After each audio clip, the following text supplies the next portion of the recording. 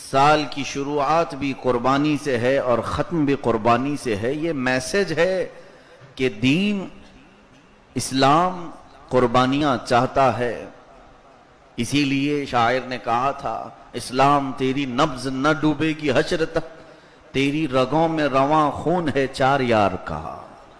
اور پھر یہ بھی فرمایا گیا، یہ شہادت گہے الفت میں ہے قدم رکھنا، یہ شہادت گہے الفت میں ہے قدم رکھنا، لوگ آسان سمجھتے ہیں مسلمان ہونا۔ خرد نے کہہ دیا لا الہ تو کیا حاصل، دل و نگاہ جو مسلمان نہیں تو کچھ بھی نہیں ہے۔ عزیزان گرامی وقار، قربانی کی حکمتیں کیا ہیں؟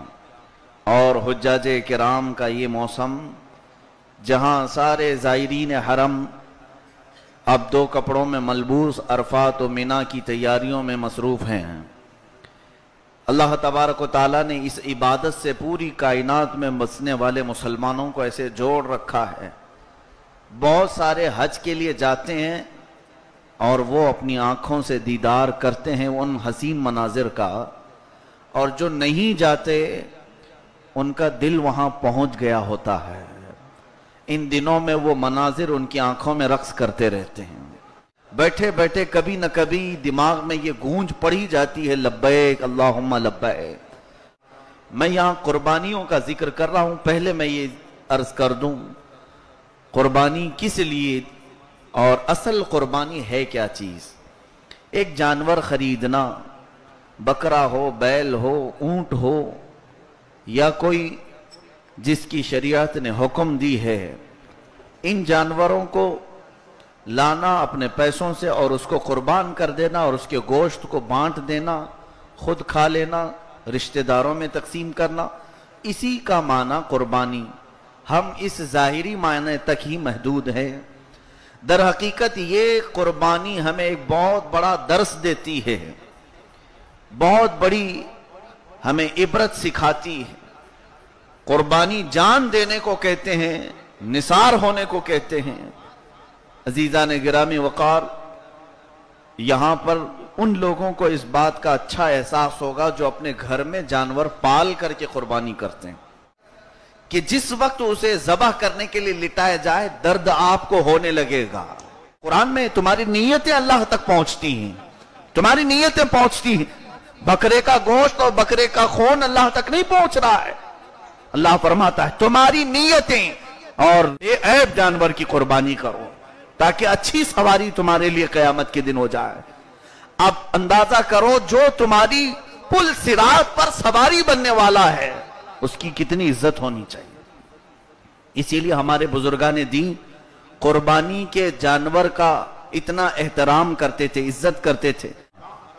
حضور پاک صلی اللہ علیہ وسلم نے فرمایا اللہ کی، اس کے رسولوں کی، اس کے فرشتوں کی ان لوگوں پر لعنت ہے جو پرندوں کو اڑاتے ہیں، بازی لگاتے ہیں، یا مرغوں کی لڑائی کرتے ہیں، یا بکروں کے جھگڑے لگاتے ہیں۔ اس طرح سے جانوروں کو لڑائی کروانا اور اس پہ پیسے کمانا۔ کچھ لوگ خالص بکرے اس لیے پالتے ہیں لڑوانے کے لیے، ریسنگ والا بکرا الگ ہے۔ عزیزان گرامی، یہ سارے افعال مسلمانوں کے نہیں ہیں۔ اگر کوئی کافر و مشرک یہ کر رہا ہے تو اسے کرنے دو، وہ تمہارا آئیڈیل نہیں۔ رسول پاک صلی اللہ تعالیٰ علیہ وسلم کی بارگاہ میں یمن سے 100 اونٹ لائے گئے تھے۔ یہ قربانی کا جانور اپنے مالک کو بہت اچھی طرح سے پہچانتا ہے، بہت اچھی طرح سے جانتا ہے، اور تمہاری یہ سفارش کرے گا قیامت کے دن۔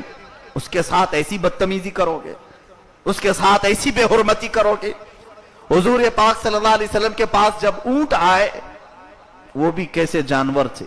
حضرت علی رضی اللہ تعالیٰ عنہ فرماتے 5 اونٹ ہم حضور کے پاس لا رہے تھے ذبح کرنے کے لیے۔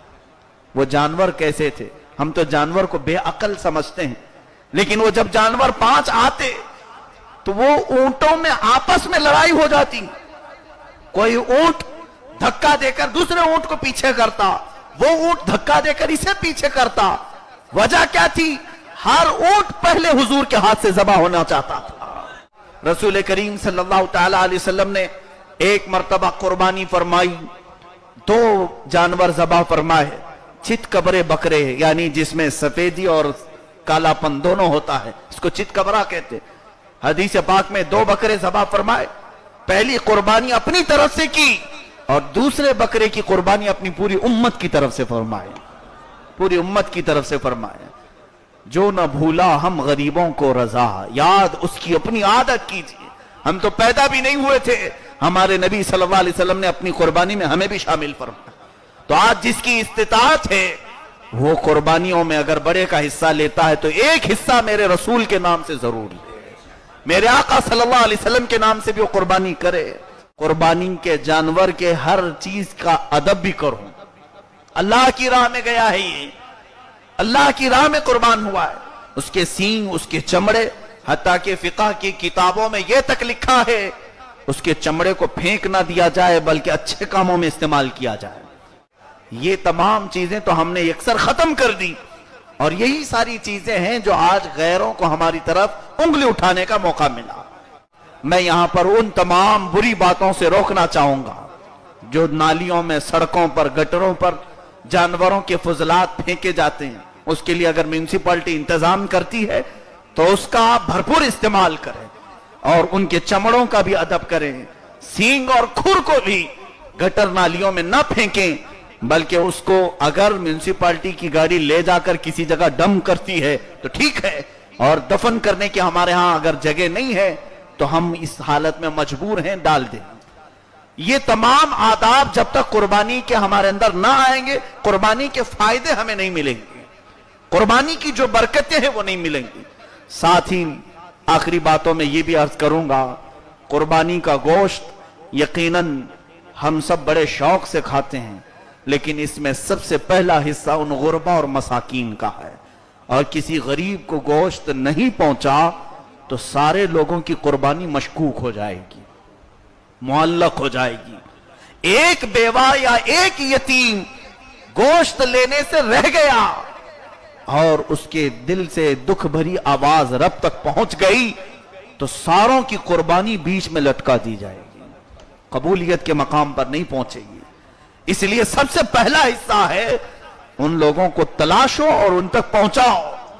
और आप तो साल भर गोश्त खाते ही रहते हैं, कौन है हम में जो नहीं गोश्त खाता है? सब खाते हैं।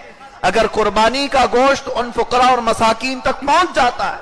और एक बात मैंने ये भी पढ़ा, कई फरिश्ते आजमाइश के लिए उतरते हैं कि इसके दिल में खैरात का जज्बा है या नहीं। फरिश्ते गोश्त नहीं खाते, कोई चीज उनको जरूरत नहीं, फकत आजमाने के लिए। इसलिए किसी के साथ बुरा बर्ताव ना करें, जितना हो सकता है वो गोश्त जरूर अता करें, और नहीं है तो कोई बात नहीं। और कुछ लोगों की आदत ये कि चर्बी, हड्डियां, छीतड़े सब अलग रखें ताकि ये गरीबों को देने के लिए। मुआज़ल्लाहि रब्बिल आलमीन। एक बात याद रखो, गरीब और फकीर को जो चीज दी जाती है मेरा रब फरमाता है वो फकीर लेता है दर हकीकत हाथ मेरा होता है।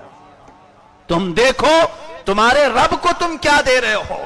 यह हदीस पाक में बनी आदम जो खैरात करता है फकीर को, सामने फकीर होता है, दस्ते कुदरत अल्लाह का होता है। मैं लेता हूं उसकी खैरात को और मैं पालता हूं उसकी खैरात को। रब फरमाता है तुम सोचो कि तुम अपने रब को क्या दे रहे हो। इस चीज का हमेशा मैं खैरात के मामलात में भी इसको बयान करता आया हूं। अल्लाह की बारगाह में देने वाली चीजें अच्छी हो, हाँ हमारे खाने के लिए अगर कमतर भी रह गई तो कोई हर्ज नहीं। इन तमाम चीजों का ख्याल रखें, कुर्बानी की बरकतें जरूर मिलेंगी। लेकिन ज़बा के वक्त इस साल ये नीयत जरूर करना कि ए खालिक़े अर्ज़ो समा, ए खल्लाक़े कौनो मकान, मेरे अंदर जितनी बुरी आदतें हैं मैं इस कुर्बानी में उसे ज़बा कर रहा हूं। इंशाअल्लाह ये नीयत तुम्हारी रब तक पहुंचेगी।